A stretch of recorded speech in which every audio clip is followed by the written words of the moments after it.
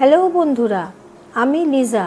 আজ আবার তোমাদের ভালোবাসা পাওয়ার জন্য রান্নায় হাতেখড়িতে খুব সাধারণ একটা রেসিপি নিয়ে চলে এলাম। ভাতের প্রথম পাতে অথবা টিফিনে রুটির সাথে এই রেসিপি খুব একটা মন্দ হয় না। রেসিপিতে যাবার আগে আমার চ্যানেলকে ভালোবাসা দিয়ে লাইক, শেয়ার, কমেন্ট ও সাবস্ক্রাইব করতে ভুলো না। চলো তাহলে রেসিপিতে যাই। এই রেসিপির জন্য আমি সর্ষের তেল নিয়ে নিচ্ছি পরিমাণ মতো, আমার ঢ্যাঁড়সের পরিমাণ অনুযায়ী।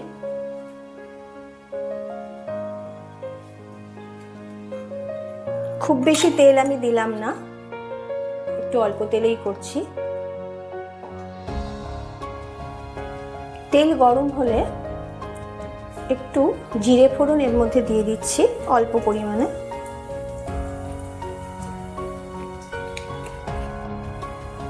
ফোড়ন একটু হতে দিচ্ছি।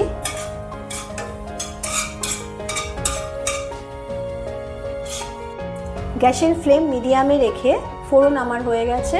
আমি কুটে রাখা ঢ্যাঁড়স দিয়ে দিলাম।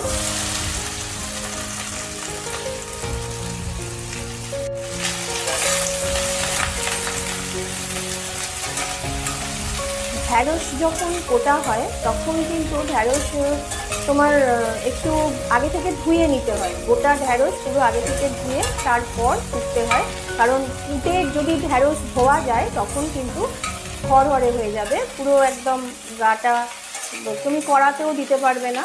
কিন্তু ঢ্যাঁড়স যখনই তোমরা কুটবে, যারা জানো তাদের জন্য নয়, যারা জানো না তাদের জন্য আমি বলে দিচ্ছি, ঢ্যাঁড়স কিন্তু কোটার আগে ভালোভাবে ধুয়ে নেবে, কুটে কিন্তু ঢ্যাঁড়স আর ধোবে না।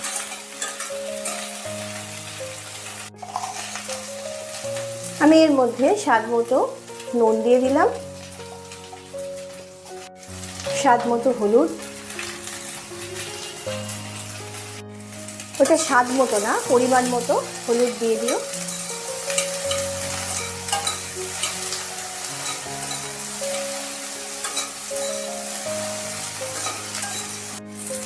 আমার ভাজা হয়ে এসেছে, আমি বাটি করে তুলে রেখে দিলাম। আমি পুরোপুরি ভাজছি না, হালকা করে একটু ভেজে নিয়েছি নুন হলুদ দিয়ে। এবার আমি বাটিতে তুলে রাখছি। ঢ্যাঁড়স রেখে দিয়ে আমি কড়াইতে অল্প করে আবার তেল দিয়ে নিচ্ছি, সর্ষের তেল। তেলের মধ্যে একটা বড় সাইজের পেঁয়াজ কেটে এইভাবে এটা কড়ার মধ্যে দিয়ে দিলাম কড়াইতে।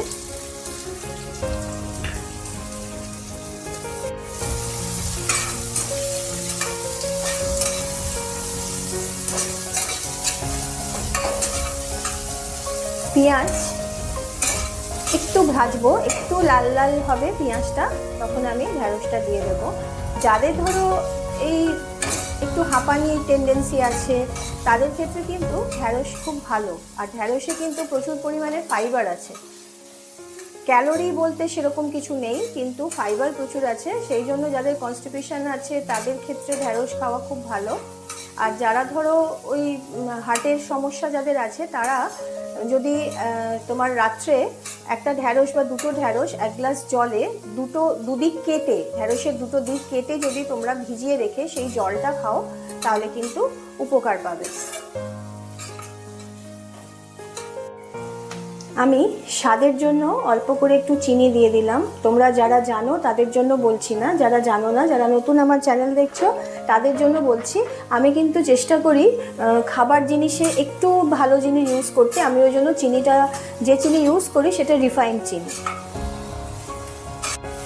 আর একটা কথা বলি বন্ধুরা, ঢ্যাঁড়স আর উচ্ছে এই দুটো একেবারে খাবে না একসাথে, কারণ ঢ্যাঁড়স উচ্ছে আর ঢ্যাঁড়সের সাথে মূলো এই জিনিসগুলো খাবে না। ঢ্যাঁড়স উচ্ছে তো খাবেই না, কারণ একদিন দুদিন খেলে হয়তো কোনো অসুবিধে হয় না, কিন্তু ঢ্যাঁড়স আর উচ্ছে যদি তুমি রেগুলার খাও, যারা ধরো সবজি ভালোবাসো তারা অনেকেই আছো যে ঢ্যাঁড়স আর উচ্ছে হয়তো একসাথে খাবে সবজি ভেবে, কিন্তু ঢ্যাঁড়স আর উচ্ছেটা একসাথে খেলে কি হয়, একটু মানে তোমার শরীরে না বিষক্রিয়া হয়। একদিন খেলে হয়তো সেটা বোঝা যাবে না, কিন্তু ঢ্যাঁড়স আর উচ্ছে একসাথে খেলে বিভিন্ন ধরনের ক্ষতি হয় আমাদের শরীরে। পেঁয়াজ আমার একটু একটু লাল হতে শুরু করেছে। সারাদিনের খাওয়ার মধ্যে তোমার এইটা যদি প্রথম পাতে খাওয়া যায়, সারাদিনে তো অনেক ধরনের খাবার আমাদের প্রয়োজন হয়, কবে কি করব কবে কি করব না সেটাই বুঝতে পারি না। কিন্তু এই যে ঢ্যাঁড়সের রেসিপিটা তোমাদের আমি দেখাচ্ছি, সেটা কিন্তু তোমরা প্রথম পাতে রাখতে পারো, কারণ প্রথম পাতে কি করব সেটার জন্যও কিন্তু আলাদা করে ভাবতে হয়। একটু লাল লাল হতে শুরু করেছে, আর একটু লাল লাল হবে তখন আমি ঢ্যাঁড়সগুলো, আধ ভাজা ঢ্যাঁড়স যেগুলো আছে সেগুলো আমি দিয়ে দেব।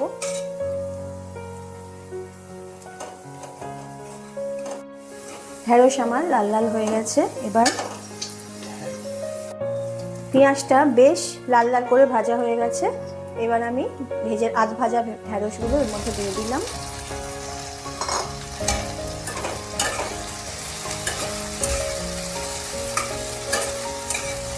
গ্যাসের ফ্লেমটা তোমরা সিমে করে দেবে।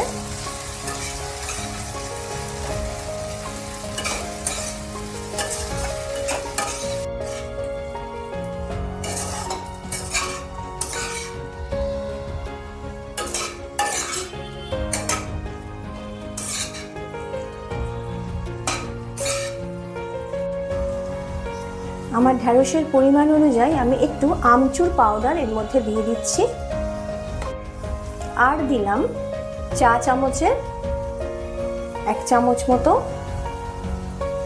সবজি পাউডার। সবজি পাউডার, সবজি মশলা সবই এক, আমি সবজি মশলাটা ইউজ করেছি, আমি তোমাদের বললাম পাউডার। সব শেষে দিলাম একটু কাঁচা লঙ্কা কুচি, মুখে পড়লে খেতে ভালো লাগবে, তোমরা তোমাদের স্বাদ মতো একটু দিয়ে নিও। আজকের মতো মোটামুটি আমার এই ঢ্যাঁড়স ভাজি বা ঢ্যাঁড়স ভাজা যাই বলো না কেন প্রথম পাতের জন্য রেডি হয়ে গেল। তোমরা বন্ধুরা এই রেসিপি করে খেও, আর আমাকে অবশ্যই আমার কমেন্ট বক্সে জানিও। আর যারা নতুন আমার চ্যানেল দেখছো তারা অবশ্যই আমাকে সাবস্ক্রাইব করো, আর শেয়ার, কমেন্ট, লাইক সবাই কিন্তু করো।